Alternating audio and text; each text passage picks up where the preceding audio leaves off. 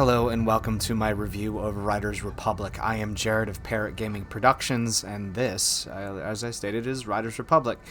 I'm not going to give you a whole introduction to the game, other than it's basically a giant world to where you can do whatever you want, as you've noticed by my jet-powered skis that I'm riding in the desert with.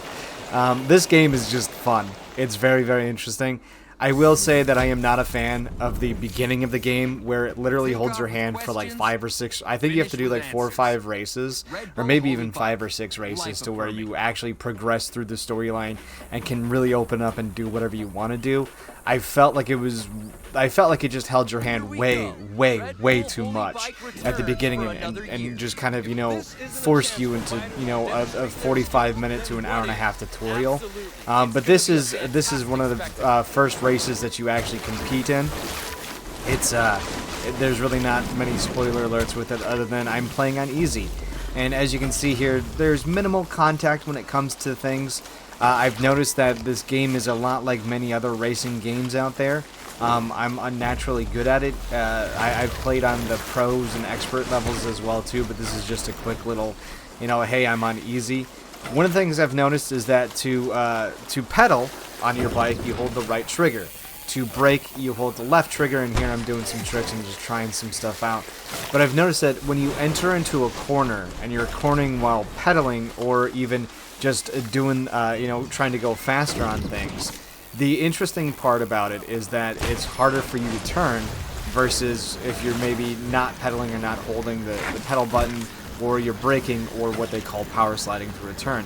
As you can see here, it's a really slow, kind of methodical kind of move there with the turns, and that's because I'm holding the pedal button, or the go fast button. Here you're going to see me transition into the brake, and you can see it kicks out a little bit there. It gives you a nice little turn, but as you can see, those smoother transitions, that's just simply because I'm holding the pedal go fast button. There's nothing wrong with it. I think the game overall has got a great premise. There's a lot of amazing things about the game. Like if you go off of a jump that's way too big and you land a little hard, your person's going to get hurt. And I think that actually happens right here, because as you see, I jump off of it. I do have auto landing on, but I go way too high. And one of the cool thing about the game is that you can do this backtrack thing, where you backtrack to a certain point, and then it lets you continue on with the game. Although it kind of sucks because, as you see, I went from 1st to 6th, and I kept trying to complete the 720. But as you can see there, like if you don't complete the maneuver, or I should say the trick, or you go too high, it's gonna, you know, your character's gonna hurt. And I mean, the graphics, the physics, I should say, are pretty interesting. Now, mind you, I've noticed that when I record things, I've noticed that my FPS drops about 20 to 30 FPS. Usually, I'm pulling, you know, 200 to 180 FPS. I was also listening to PKA as well too, just kind of grinding with it. So that's why I've got the 70 FPS. But I've noticed that when I'm not recording, I always optimize my settings. I can tell you right now that usually I was pulling upwards of, well, no, not 200, upwards of 140. So I mean, yeah, I am losing about double the frame rate here because I'm recording, but that's because I only have a 1 PC setup as it stands right now.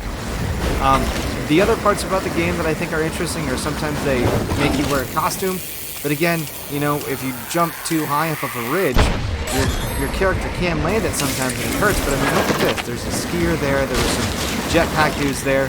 They really integrate the open worldness into it, which is pretty dope.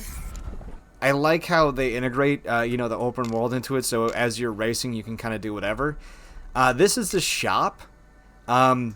I don't know if it reminds you of Fortnite, but it reminds me of Fortnite. And as you can see there, you can buy anything with the bucks, or you can buy things with the Riders coins.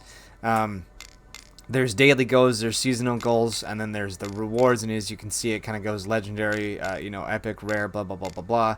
And I've bought some things, but you can also go to the Ubisoft store and collect some stuff as well, too. The biggest thing that I would say is it feels very much like Fortnite. I'm not a fan of how Fortnite does things. I think the way Fortnite sells things and how Ubisoft is selling things here kind of pisses me off. There's not a set of gear. As you can see, the daily The daily content has 15 hours left, and the seasonal has 30 days left. And if we go back to the daily content, which I'm going to go here in just a second, you can see that there's not much in the daily content. And of course, if you want to buy some of the more epic, rare things, you have to pay actual US dollars for, which I think is dumb. I mean, the daily, I mean, look at that. There's 2, 4, 6. There's 6 things in the daily, and it refreshes every day. So that's one of the other downsides. One of the cool things is the character customization. Want to be a lady with a beard? Okay, cool. You have a beard. You're trans. Whatever. That's dope. The way that tricks kind of come into play here, and I was kind of intrigued in it. As you can see, I'm actually using a SteelSeries controller for my PC. But the way that tricks are, it's interesting because you load it up here. I hold X, release X, and I press X in midair, and I do a spin. Hold B, release B, press B again in the air, and then I do another spin. It's not like in other games where, like, it's just interesting how you actually have to play the game. Like, to release and do a grab, as you can see there, you gotta hold the grab for an extended amount of time before you actually get points for the grab. And again, if you want to do a spin, you press and hold at the base of the jump, preload, and then there, as you can see, a flip. Triangle or Y is front flip, A is back flip. If you like preload your jump with A and then hit like X or B or Y, or I'm sorry, X or B, you'll do like a McTwist kind of sort of thing. You load up because A is a back flip, Y is a front flip, or X is a whatever. I can't figure it out. I'll lay the controllers out for you. But it's just really interesting because the way that you do points is that you preload, release, and then so press to preload, release to jump, and then press again to do a trick. And it's really interesting. The grabs are like the controller keys, and as you can see there, it's actually fairly easy to win, if you will. A lot of the points are very simple and easy, but tricks are a little interesting. Now I am using the racer mode. I've heard that it gets a little bit better with the other mode. As you can see there, I handily beat them. Because there's like a trickster mode, and then there's the racer mode. I'm doing racer just because I feel like this game is a little bit more racer friendly. But to kind of put the game in perspective, it's for the few negatives that it has. You know, the weird way that your clothing works and your gear works with the Fortnite stuff, how it holds your hand for like an hour and 45 minutes right off the bat, you know, to give you the tutorials and stuff like that. I'm not the biggest fan of the microtransactions. I'm not the biggest fan of locking everything behind, oh, if you didn't buy it, you know, within 10 minutes, you gotta log onto it every day to see what's there, and like just the ridiculous cost of the in-game currency versus the coin currency. I'm not a big fan of that. I'm not a big fan of, like I said, how it basically holds your hand for the first hour and a half, and it really feels super stupid tedious. I don't like it. But what I do like is that right now I'm actually in, so I've said my negatives, and I'll go into my positives. This is Zen Mode. In Zen Mode, you can literally drop in anywhere, use whatever you want, play however you want, do whatever you want. And it lets you just to mess around and do whatever. And as you can see, I wanted to test how far back I could go with the backtrack stuff. And as you can see, you can go pretty far back. Again, I'm using skis, you know, powered skis on a dirt track, and I've noticed that if, like, you're on the snowmobile and you're riding on dirt, you only go like 50 miles an hour, but if you hit it up on the snow, you go a little bit faster. I don't think that's how that works in real life, but that's neither here nor there. But the rest of the game is stupid fun. Like, the game itself is just ridiculously fun. You know, if you wanna be a power racer and just like ride the lines, you don't have to bunny hop, you don't have to do tricks, you don't have to jump off of anything. You can pull these massive tricks if you want to, and I just think the game is ridiculously fun. I mean, overall, I give it an A+. You know, I'm gonna say this here.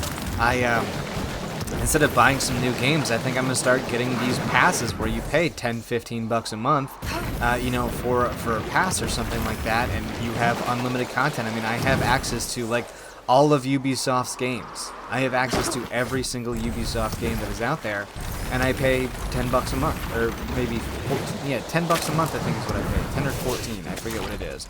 But to be able to play a game that is almost as well refined as this game is, I'd say it's pretty awesome. And yeah, see here, the snowmobile go. I'm not going as fast, and then I'm gonna hit the snow here in just a brief second. And oh, all of a sudden I somehow go faster, even though that's not how that works. But overall, the game is ridiculously fun. I had a lot of fun with it. I'm not gonna spoil a lot of it. It's a very standard racing game.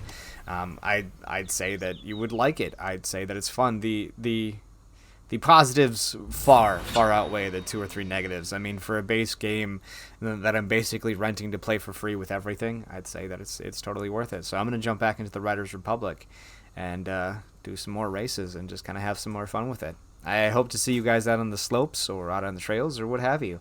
I love all your faces, and I'll continue to see you guys in the future. Bye now.